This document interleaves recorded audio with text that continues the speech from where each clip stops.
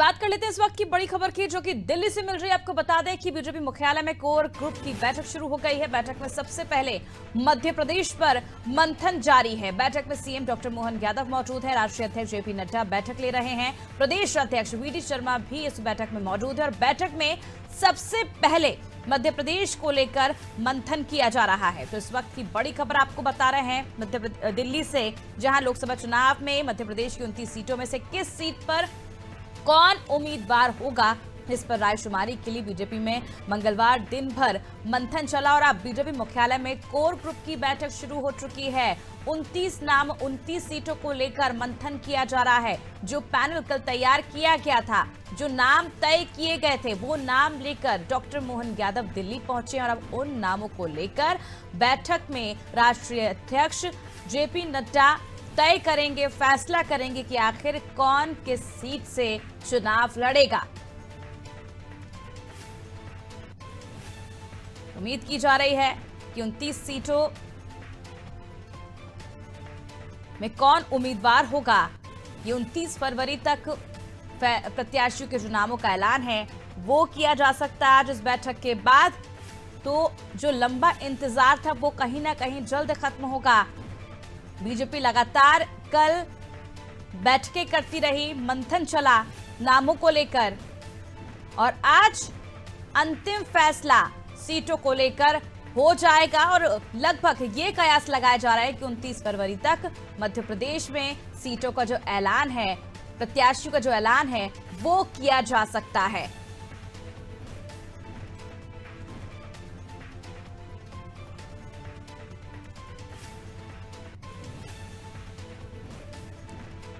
तो दिल्ली की इस बैठक में जो नामों पर सहमति बनेगी, उनका टिकट केंद्रीय चुनाव समिति की हरी झंडी के बाद घोषित कर दिया जाएगा।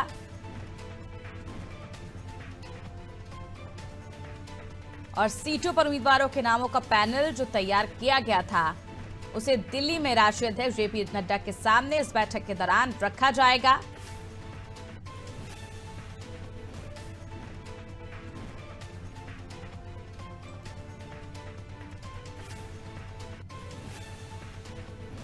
तो बीजेपी मुख्यालय में कोर ग्रुप की बैठक शुरू हो चुकी है और सबसे पहले इस बैठक में मध्य प्रदेश पर मंथन किया जा रहा है। 29 सीटों को लेकर सीटों का जो ऐलान है वो किया जाएगा। चलिए, ज्यादा जानकारी के लिए इस वक्त हमारे साथ एसोसिएट एडिटर प्रभु पटेरिया जी जुड़ चुके हैं। प्रभु जी, जिस तरह से लगातार हमने कल देखा था 29 सीटों को लेकर जो बैठकें लगातार मंथन शुरू था मध्य प्रदेश में, आज कुछ जो नामों पर सहमति बनी थी, कुछ नाम जो तय किए गए थे, उन्हें लेकर डॉक्टर मोहन यादव दिल्ली पहुंच चुके हैं। और अब सबसे पहले बैठक में मध्य प्रदेश को लेकर मंथन किया जा रहा है। क्या लगता है सर, क्या आज किसी मध्य प्रदेश की 29 सीटों को लेकर सहमति बन पाएगी? क्या कल तक इन नामों का ऐलान कर दिया जाएगा? देखिए, बीजेपी की केंद्रीय चुनाव समिति की बैठक कल 29 तारीख को निर्धारित है। उसके पहले जो मध्य प्रदेश में जो नाम आए हैं, जो रायशुमारी कराई गई थी, और 2 बार बीजेपी की जो है लोकसभा सदस्यों को लेकर प्रदेश चुनाव समिति की बैठक हो चुकी। पहली जो बैठक हुई थी उसमें जो 5 सीटें जो रिक्त हुई हैं सांसदों के विधायक बनने के कारण बीजेपी की, वो और हारी हुई 1 सीट छिंदवाड़ा पर चर्चा हुई थी। दूसरी बैठक में बची हुई 23 सीटों के लिए जो जिलों से रायशुमारी में नाम लाए गए थे, उस पैनल पर यहाँ बात की गई, पूरा पैनल बनाकर। और अब वो जो केंद्रीय नेतृत्व के पास पहुंचे हैं मुख्यमंत्री मोहन यादव और प्रदेश अध्यक्ष वीडी शर्मा, वहां पर एक सीट पर डिस्कशन, जो उनके पास सर्वे रिपोर्ट है, केंद्र सरकार का केंद्रीय नेतृत्व ने जो सर्वे कराया है, और उनके पास जो उनका अपना फीडबैक है, और राज्य से जो प्रदेश चुनाव समिति से जो नाम गए हैं और जो प्रदेश का फीडबैक है, उसके आधार पर उसमें से 3-3 नामों का पैनल बनाया जाएगा। और कल प्रदेश चुनाव समिति की बैठक होगी, केंद्रीय चुनाव समिति की बैठक, और उसके बाद नाम घोषित हो सकते हैं। और ये उम्मीद की जा सकती है कि मध्य प्रदेश की सभी 29 सीटों के उम्मीदवार पहली लिस्ट में बीजेपी जारी कर सकती है। और ज्यादा संभावना जो पहले जताई जा रही थी वो 6 सीटों की जो रिक्त और हारी हुई सीट का था, लेकिन अब ये लग रहा है कि पूरी की पूरी सीटों पर यहाँ पे कैंडिडेट घोषित कर देंगे, क्योंकि बीजेपी इस मामले में लीड लेना चाहती है। वो अपने प्रत्याशियों को उतार कर पहले से चुनाव प्रचार कराना चाहती है और एक माहौल बनाना चाहती है जिससे कि बीजेपी को प्रदेश में 29 की 29 सीटों पर जीत हासिल हो सके। जी। प्रभु जी, एक सवाल ये भी, क्योंकि जिस तरह से इस बार ऐसा पहली बार हुआ है जब लोकसभा चुनाव के लिए उम्मीदवारों का चयन करने के लिए जमीनी स्तर पर रायशुमारी की जा रही है, क्या लगता है? और एक जिस तरह से इस बार भाजपा के कई ऐसे मौजूदा सांसद हैं जिनका टिकट भी काटा जा सकता है, लगातार ये चर्चाएं काफी ज्यादा हो रही हैं, क्या लगता है आपको? क्या कयास लगाए जा रहे हैं? कौन से नए चेहरे होंगे जिन्हें इस बार मौका मिल सकता है? देखिए 5 सीटें तो खाली है, वहां पर तो नए कैंडिडेट उनको देना ही देना है।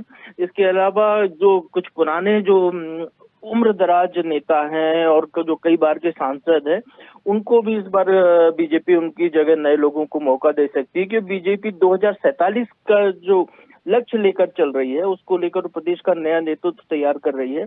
वी.डी. शर्मा युवा नेता को प्रदेश अध्यक्ष बनाया गया था। अपेक्षाकृत युवा नेता मोहन यादव को मुख्यमंत्री बनाया गया है। तो पूरे संगठन में एक बदलाव की बयान चल रही है। युवा नेतृत्व को भविष्य के नेता तैयार करने की दिशा में बीजेपी बढ़ रही है। तो निश्चित तौर पर कई पुराने नेताओं के यहाँ पर टिकट कटेंगे। युवा ऊर्जावान नेताओं को टिकट दिया जा सकता है। जैसे इंदौर के महापौर पुष्पमित भार्गव हैं, उनका भी नाम इंदौर से चल रहा है। सीधी से कांति देव सिंह का नाम आ रहा है। ऐसे कई जगह पे नए चेहरों को बीजेपी मौका दे सकती है और अप्रत्याशित तौर पर कुछ चेहरे ऐसे दिखाई देंगे जिनके बारे में उम्मीद भी नहीं होगी, जो शायद प्रदेश के पैनल में भी ना हो, और लेकिन उनको बीजेपी लोकसभा का टिकट देकर चुनाव मैदान में उतार सकती है। क्योंकि इस बार राममय माहौल है। ऐसा लग रहा है कि प्रदेश में पूरे देश में बीजेपी की सरकार अच्छे से बन सकती है। 370 का उनका लक्ष्य है जिसको वो लगता है कि आसानी से हासिल कर लेंगे। तो बीजेपी के पास रिस्क लेने का कोई वो नहीं है समय, इसलिए सुविधाजनक स्थिति में वो नए लोगों को नया नेतृत्व उभारने के लिए कुछ नए चेहरे उतार सकती है।